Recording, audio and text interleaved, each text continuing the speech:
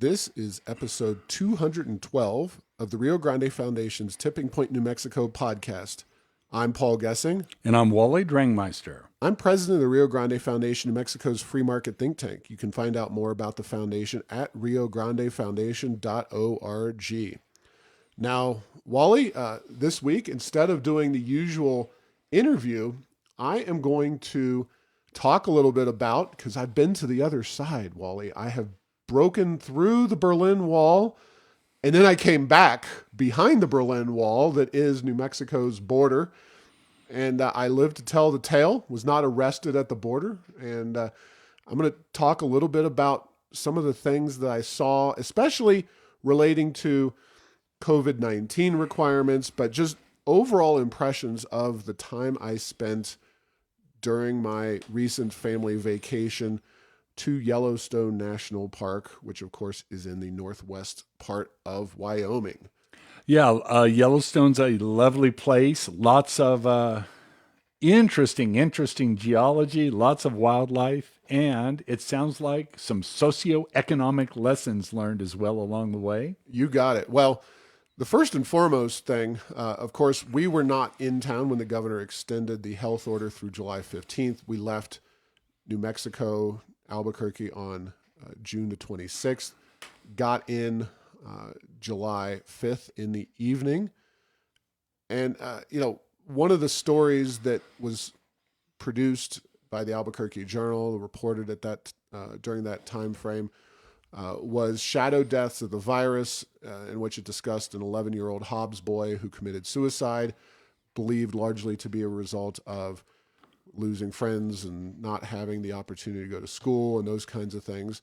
As the parent of children 10, 8, and 4, that really hit home, and it just made, for me, the decision to do this family vacation, despite a lot of uncertainty out there and a lot of pushback, including arguably legal repercussions at the hands of Governor Michelle Lujan Grisham, all the more important. Now, this plan had been in the works since prior to COVID-19. We had good friends who live in the Yellowstone area who actually had already had COVID-19. So these people in particular were possessing the antibodies. They travel all the time and were exposed to it overseas in, I believe, March.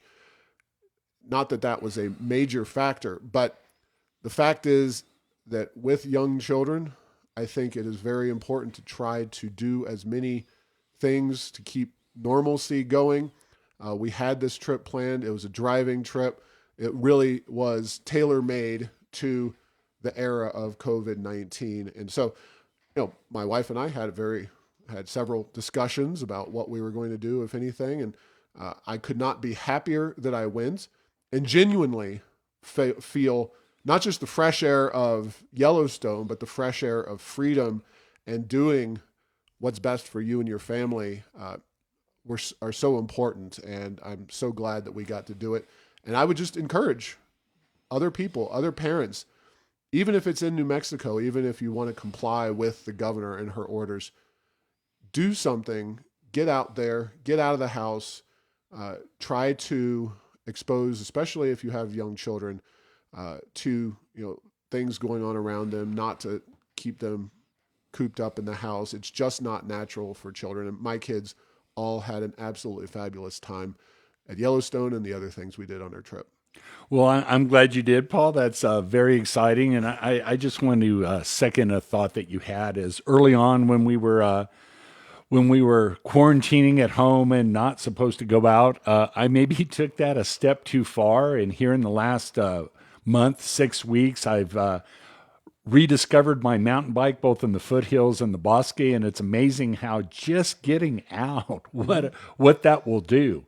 The other thing that I notice is that in certain groups, people are literally afraid of each other.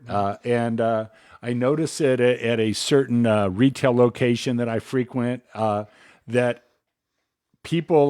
they're not 6 feet apart. They're like 10, 12, 15, 20. But in other things, particularly out running in the foothills, people aren't necessarily stopping and hugging people that they don't know, but there's a a camaraderie and friendliness and interaction with people that happens. So, Yeah, and it's very questionable as to how much this virus, if at all, can really spread outdoors.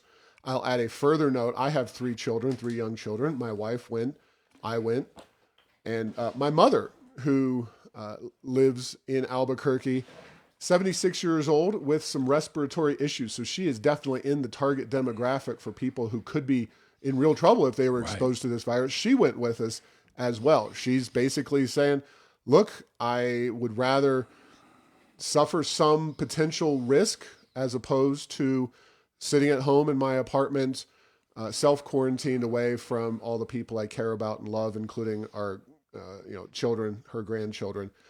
So she's making a adult decision based on that. The slightly humorous thing is my mother has had a nagging dry cough for basically as long as I've been an adult. So we're talking 20 plus years. It's a respiratory issue. She blames her mom for smoking when she was a baby. I cannot confirm nor deny this. All I know is it's been a serious issue. It is rather amusing, however, to see how other people react. Speaking of reactions, when my mom suddenly breaks out into her cough in a public place, we tried to encourage her to do as much as humanly possible to avoid that. But when you got a cough, you got a cough. But so far, all are healthy and good in terms of not having any symptoms of coronavirus or issues relating to our trip. Oh, that's absolutely fantastic. And you have some. I have a family member as well who is he struggles Mm-hmm.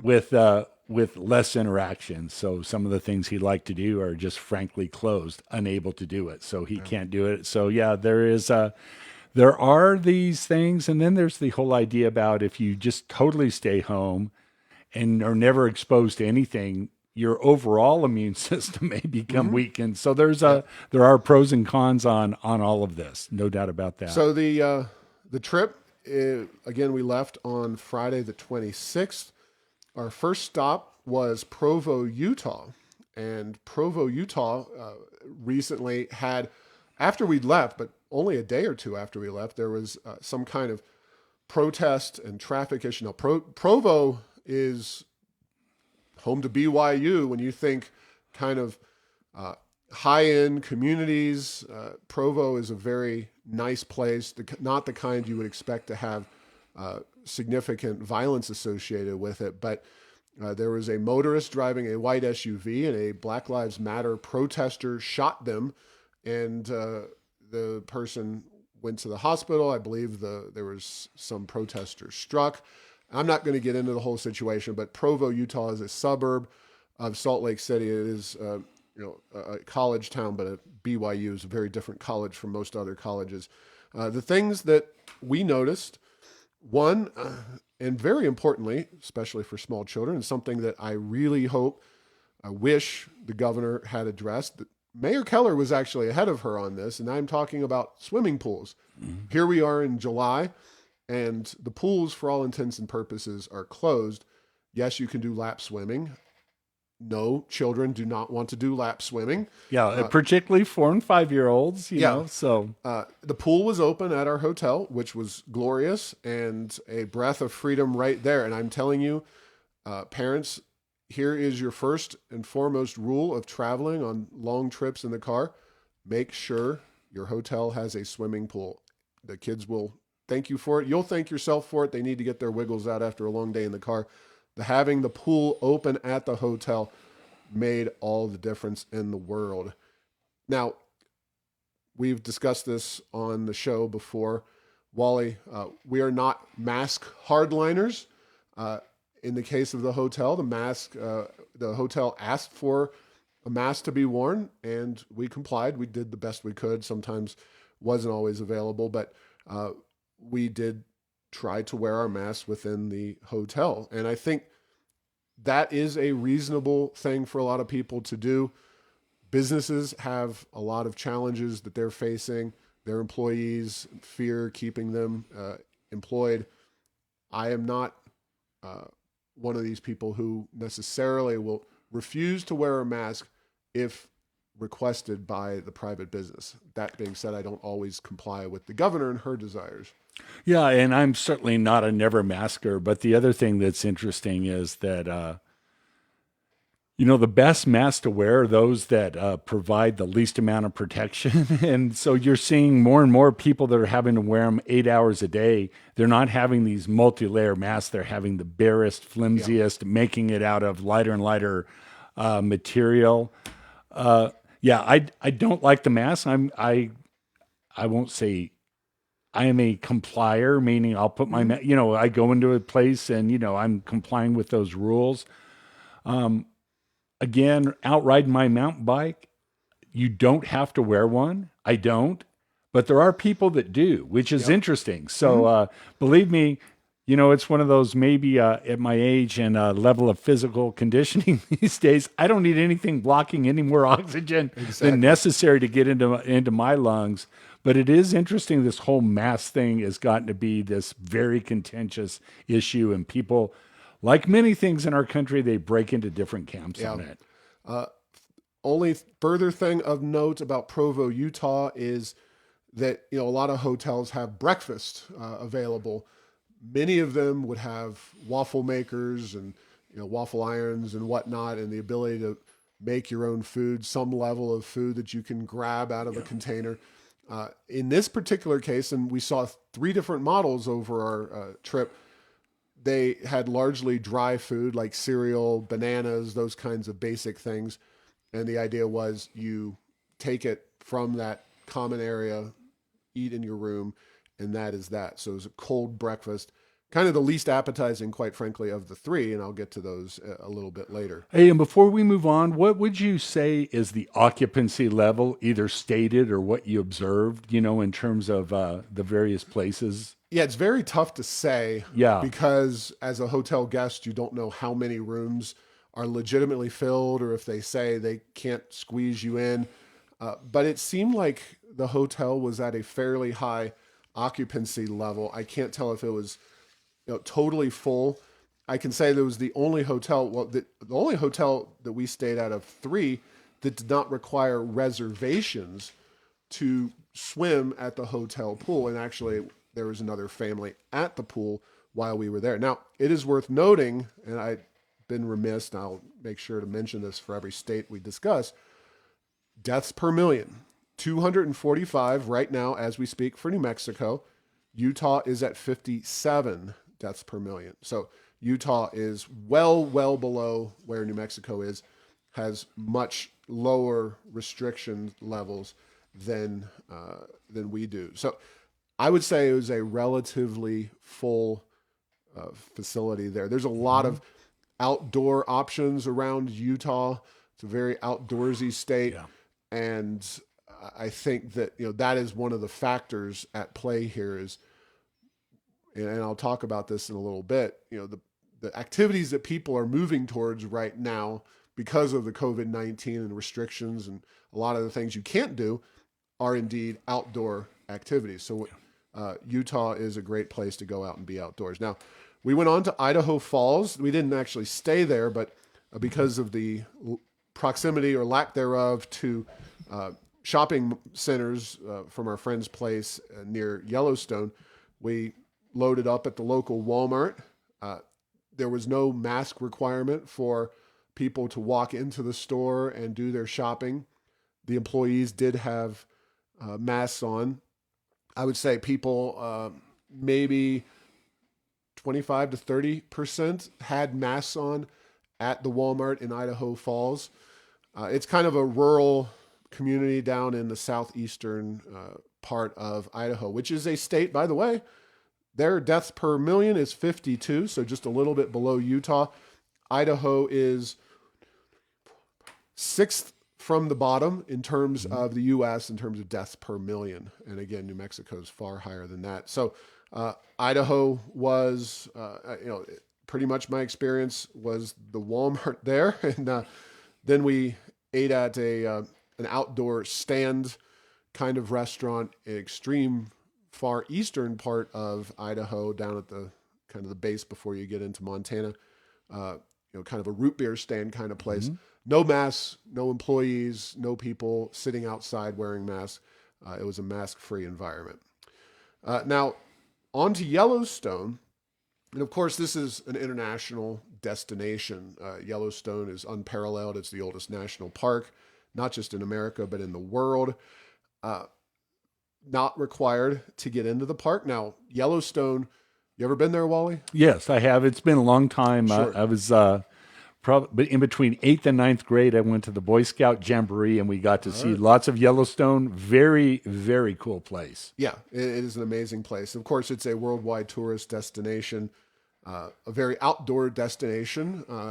Visitor centers were largely closed. I didn't see any of them open at Yellowstone, so you missed that opportunity. Also, the lodges within Yellowstone. There's a lot of predominantly old buildings that were built 100 or more years ago. Yeah, some of them log cabins right Yeah. by Old Faithful, for example, And if I remember right. Those were closed, which meant that the park, the camping areas were extremely crowded. In fact, we were driving by, just seeing them on the side of the road.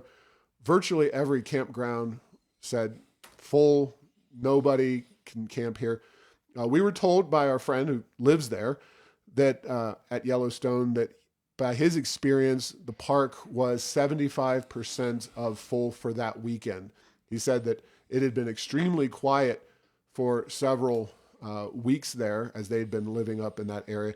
And then a relative rush of people did show up, but still 75% of full. So you kind of take away all the lodges, all the internal stuff to the park and people being able to stay in those places, but maybe factor in a lot more campground type living and visiting, and you got to about a 75% ratio, which And these are private campgrounds that you're talking about, right? It's the by and large, Yeah. but there's others that I'm sure Yeah. maybe outside the park that Yes. were still kind of national forest lands. It's not Okay. just Yellowstone National Park. There's a lot Gotcha. of other facilities up there. Okay. But there's a lot of sites to go around. I know you probably are familiar with them.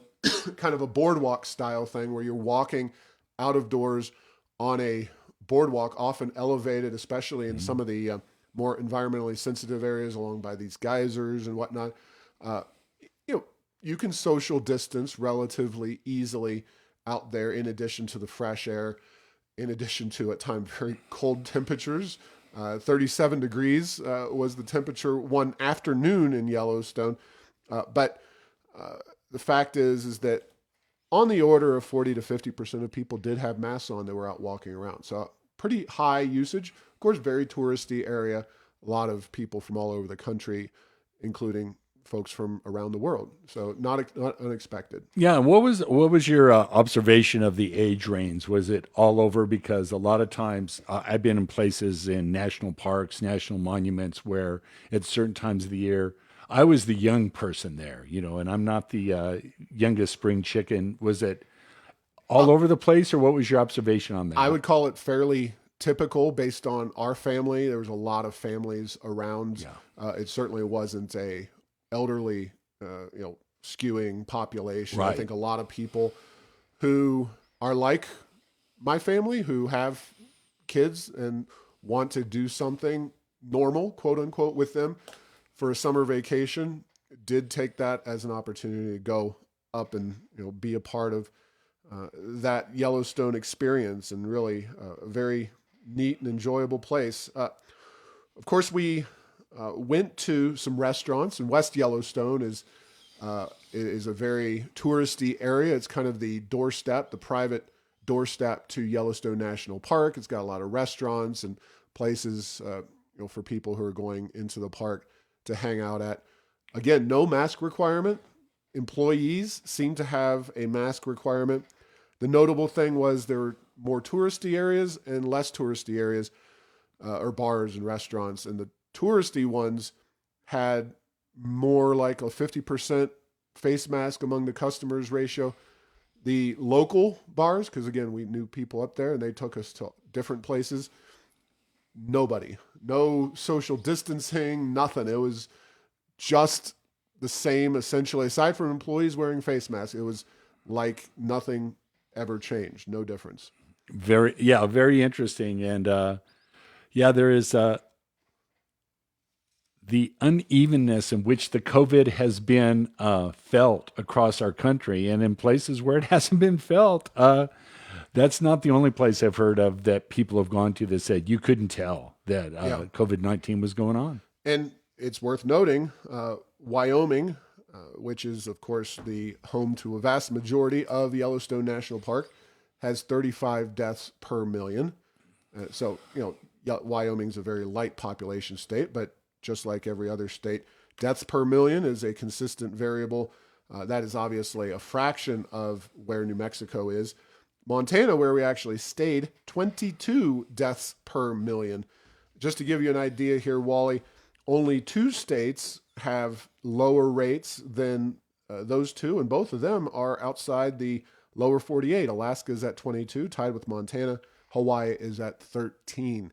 So Montana and Wyoming, I joked, I believe, on Facebook that rather than quarantining when we come back to New Mexico, we should have been quarantined going into those states because we were coming from relatively high sickness and death New Mexico, unfortunately. Not only that, but through the Four Corners, because to get to Provo, Utah, and Salt Lake City, you've got to drive through Farmington and the Four Corners.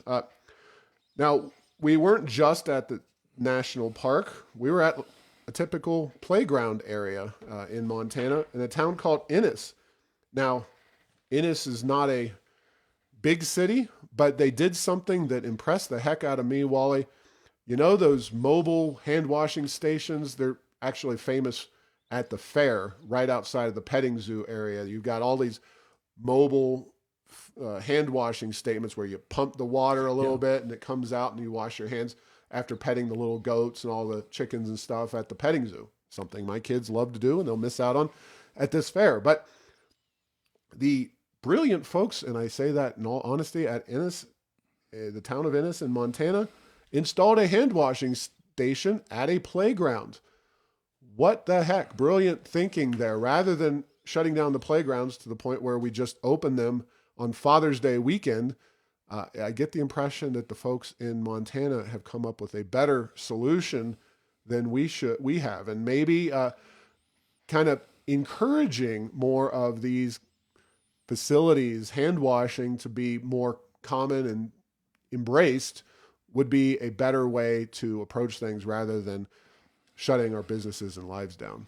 No, that is interesting, and as wonderful as hand sanitizers are, everything I've read indicates that washing your hands for a period of time with warm water and soap is the best thing there is. So yeah, hats off to them. Yeah, and it was a fun little town, lots of cool stuff up there. Let's see. So we then traveled on to Wyoming and made our way through Jackson Hole. So we came down south out of Yellowstone. Jackson Hole, of course, is notable city. It's a ski resort area, extremely high-end, expensive place to live, to buy property. This was ironically, of course, still in Wyoming, but Jackson Hole is a little blue dot in a big red state, and Jackson Hole is a tourist area par excellence, right up there with West Yellowstone. They had the most restrictive requirements of any place. At a restaurant we went, they took out no menus. You did not get a physical menu. You actually scanned. They had a QR code sitting in the middle of your table. Basically an elaborate barcode. You had to scan it with your phone, and then the menu for the restaurant popped up on your phone, and you had to figure out what you were going to eat based on this scanned menu. It turned into basically a PDF document that appeared in your telephone. Well, yeah, that's very interesting. I have not seen that in Albuquerque, although I've been dining a bit, and I've seen, I guess it's the requirement now, the single-use paper menu is de rigueur in Albuquerque. But yeah, using technology, and most people have cell phones that will do that. Not everybody. So yeah, now in that part of the world, probably everybody though. Hopefully the early bird special folks are not struggling too much. I'm sure there's an alternative route to getting food in your belly at this particular spot. But Jackson Hole, that is the way they were doing things. Further, of course, wait staff wearing masks, no requirement to on the inside. And of course, a lot of these places, to be fair, we're dealing with restaurants. Uh, Restaurants, you're inevitably going to be removing your mask and any facial coverings at some point. And I think a lot of folks question, well, walking into a restaurant and then sitting down, is it really worth putting a mask on for that very short, relatively socially distanced time period when you're going to be interacting, sitting at a table with people, ordering your food, then eating your food, et cetera, et cetera. But that was the experience in Jackson Hole. We got the kids on horses, did a little horseback ride, riding with the kiddos. The cowboys and cowgirls leading the horseback expedition did not wear masks. I'm not that I was surprised by that, but well, they would wear a bandana anyway, wouldn't they? They were not robbing banks. They were taking kids out on a little horse riding expedition. But one of our horse guides was named Stetson, and I don't think guys named Stetson wear masks unless they are robbing said banks. So then we went to a hotel in Wyoming. The pool was again open. We used said pool. You had to reserve your time, and that's a little tricky. But the neat thing there was that they had staff serving you breakfast in the breakfast bar situation. So it wasn't just a cold breakfast that you had to go down and kind of go back up to your room. They actually served you things like waffles and whatnot. Definitely more staff intensive, and I'm sure it's costlier for the hotel, but a higher quality experience from the food and more enjoyable, and the people were very, very friendly up there in Wyoming. So it's a different experience, a different approach to doing things. And by the way, this is my first trip to Wyoming. I have only 2 states that I've never been to: South Dakota and Iowa. Okay. Wow. Yeah, so one day I'll have to knock out. Yeah, you'll have to run for president and you'll get to go to Iowa. There you go, yeah. Or if I could have gone up to Trump's big rally up there in South Dakota, I would have checked that out as well. Finally, we went to Grand Junction. Again, you had to go get a pool reservation. The dumb thing is you couldn't do it ahead of time, like call them up and say, hey, we need a reservation. But it worked out. We got into the pool. Kids had a great time, of course. This time there was hot food available for pickup at the hotel from breakfast perspective. And in Grand Junction's, of course, in Colorado, the most notable aspect of Colorado's laws is that they are much more city by city in their requirements, which is something that we have long advocated for in New Mexico, that there are places around our fair state that have very few requirements, very few cases, or should have very few requirements, have very few cases, and could be doing much more. But then they're under the same restrictions as everybody else. And we talked to Mayor Dennis Kintai down in Roswell a few weeks ago on the podcast, and he's very frustrated. A lot of folks around New Mexico are in the same boat. And, allowing some local option and local authority really would be a great option. That's what they're doing in Colorado, which, by the way, has a significantly higher problem or death rate, issue than New Mexico does. And let me go to my trusty sheet here from World O Meters. You can find all of the relevant COVID-19 statistics. Again, New Mexico, as we speak, at 245. Colorado is at 295 deaths per million. And yet they are much more open than we are here in New Mexico, based on swimming pool, based on the, again, at the hotel, based on city by city rules and regulations pertaining to COVID-19. The reason we chose to do this is because my daughter, especially my youngest, loves dinosaurs, and there is a dinosaur national monument in Colorado, kind of in the northwest part of the state.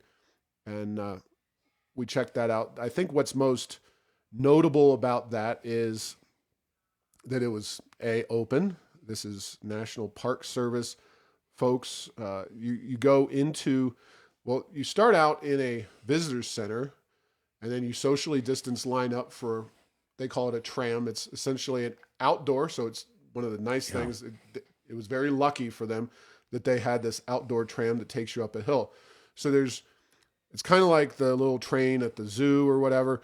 You have rows of seats. Well, what they did is they labeled A, B, C, D alternating, and then they had numbers on the other direction. So what I'm getting at here is that for social distancing purposes, on the way up to the actual area where you're going to look, they had people a row apart, A, B, C, D, but separated. Then on the way down, they used the numbers. So it was actually A to 1, B to 2.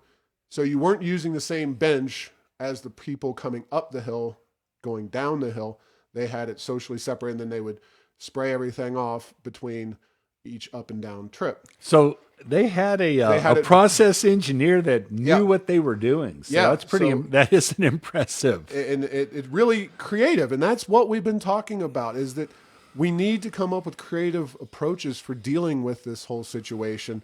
We can't just shut our economy, our lives down, and sit in a corner. And that is not what is happening in these surrounding states, even with Colorado, with more of a challenge to face than we have.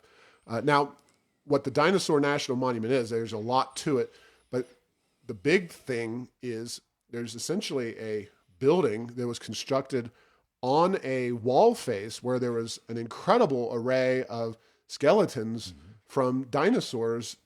Long story short, they were in a river valley and died, got covered with mud, and then flooding came along and kind of shoved them all together. So you have just a huge array. Some of the major dinosaur skeletons that you have in Smithsonian and other museums across the country are from this particular area. So it's worth checking out.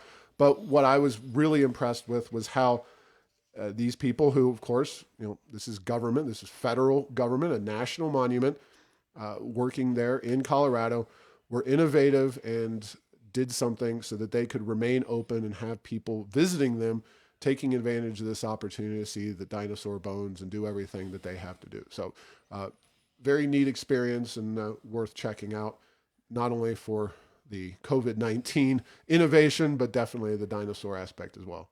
No, and in these days of COVID-19, I just want to point out, Paul, that you have complimented a government agency on their efficiency, their effectiveness, and their innovation. So let it be said that you will call them like you see them. So yeah, and it really is all about that that we want to see. Now, government tends to not have the same level of incentive to achieve these kinds of things, but that doesn't mean that they can't achieve these kinds of improvements and efficiencies.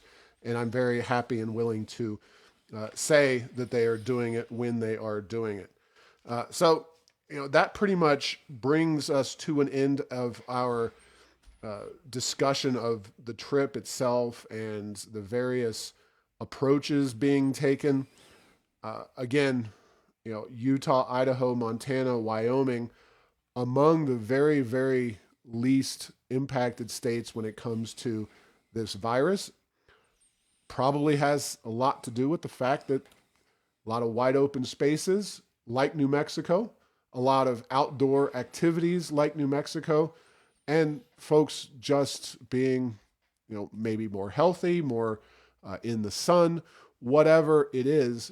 I know these studies will be done at some point in the future, and we will hopefully pin down what makes particular groups outside of age and health conditions more or less affected by coronavirus. But these states, all nearby to New Mexico, were relatively unaffected. And by and large, most areas of New Mexico have not been affected to the same extent as other places. It's the Four Corners that has driven the negative outcomes.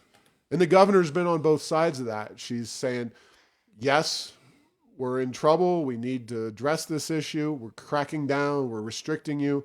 But then she's also said, oh, we're doing such a great job. Thank you. You're welcome for acknowledging that. And she's been in Rolling Stone magazine and other national publications as some kind of model, when I think it's very dubious to say whether our governor, or to be fair, any other governor, has done an absolutely spot on job.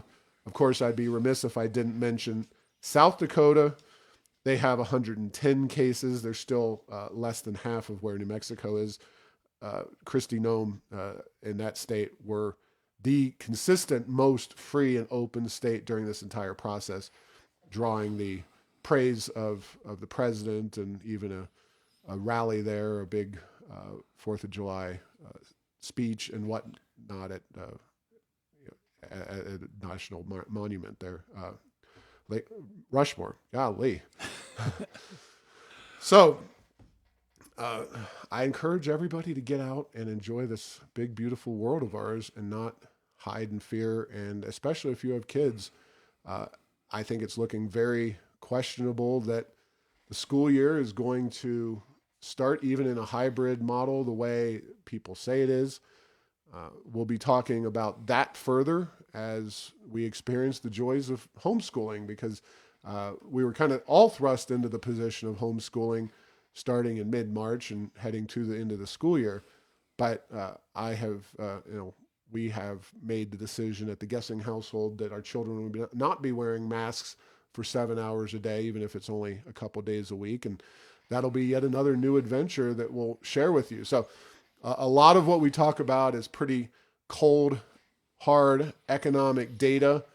This one, I'm glad to be able to share a little more intimate and personal side of things, especially since so many people have been encouraged or forced not to leave the state of New Mexico, not to engage in a lot of these activities. And, somehow I come down with the coronavirus, or my kids or my mom, whoever comes down with this sickness, we will definitely report on that. This is kind of verging into the realm of reality podcasting and reality radio, because we're all living in this extremely unusual world where the government has incredible control over your day-to-day behavior in a way that I don't think you or I ever contemplated this before March. I mean, we all talk about economic freedom. We all talk about personal freedom, but the way in which this discussion has been accelerated, the way your freedoms, my freedoms have been clamped down upon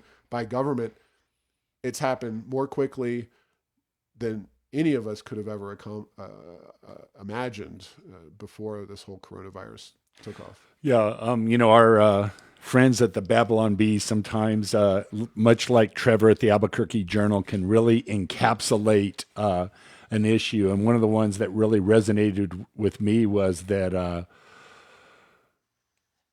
they were really jealous that that the coronavirus was able to do so much damage so quickly to small businesses that made government inherently a little bit jealous. But we have seen the incredible power that government, state and local, has over our freedoms. And not saying there's not a role, not saying there isn't something that be done, but there are certainly questions I'm really glad that they're getting asked. And then one final thought, Paul, as you were talking, I was thinking, well, maybe this is, the Guessing, like National Lampoon's Vacation. That would make you Chevy Chase. But just unless you don't want to be Chevy, I think that would make me Cousin Eddie, Randy Quaid's character for this podcast. So I think I will withdraw both of those. So. Well, I can tell you what, that's fun movie. Grandma was never, I believe it's a different version, but there was no grandma tying to the back of the vehicle. That did not happen. No grandmothers were harmed in the making of this podcast or vacation. However, traveling the $1 Million Highway with somebody who doesn't like heights and is freaked out by driving in general, that's an experience in and of itself. But yeah, we will be doing things the best we can here in New Mexico at the Guessing household at the Rio Grande Foundation to kind of report on everything happening around us. And there is so much that has been happening, so many issues that we never contemplated dealing with, like the idea of right to work or tax reform. Those are very important issues, but until we actually open our economy and get life somewhat back towards where it could and should be, I don't feel like those issues are going to rise to the top of the agenda. Now, school choice, education reform, those may be heading into a much higher priority for us because what is happening in our education system is, quite frankly, it was a mess this spring. We hope it's done more effectively, but we suspect that there's going to be a lot of chaos and a lot of questions coming that we don't know the answers to, including but not limited to where is all the money going to come from to change the entire educational experience for our children. We certainly believe that there's plenty of money in the education system to do the right thing, to reallocate it, but that's not the way bureaucracies work. They always want more money. And so that'll be a real-time discussion that we're having on this podcast as well. Folks, just stay safe, stay sane, try to do the best you can for you and your family. And we'll be all talking about this and living this together. I don't know. We're not all in this together in the sense that we're all experiencing this the same way, but at the Rio Grande Foundation, we're trying to give you a window as a listener into what's really going on with the foundation, the personal lives of the people involved, and everything that's happening. So I hope you'll share this and tune in, and don't be afraid to take that trip outside New Mexico. Yeah, and I want to follow up just something you said. It's one of those when you work in a professional type job where you can work at home and things are far easier. The challenges that you and I have had personally, they pale compared to those where people are literally, right to work means you can't go to work because you're not allowed to open up. It has a whole different meaning. And so there's a whole additional layer at stake with regard to economics that really does impact real people in conjunction with this disease we're fighting. But it's not an either or. And if it's an either or, we're going to lose. So. Yep. Well, I hope you've enjoyed this. Feel free to send us any comments you might have. I loved it. I hate it. Whatever in between. Podcast at riograndefoundation.org. Next week, we'll be back with the usual format of a discussion between Wally and myself on all the issues happening over the next week, as well as another exciting guest. And I know that there is some very important information that she has for us. We'll be talking about an issue that's been discussed ad nauseum in our state, but is worth looking at even more closely. That is pre-K, early childhood, which I'm sure will be on the top of the agenda come 2021. All right. Thanks for listening to this week's podcast. Make sure to get the latest edition of Tipping Point New Mexico by subscribing at Apple Podcasts, Stitcher, and Spotify. You can post or comment on this and other episodes on Facebook and Twitter, and tell Google Home to play Tipping Point New Mexico. Thanks to Path 3 Marketing for producing this show.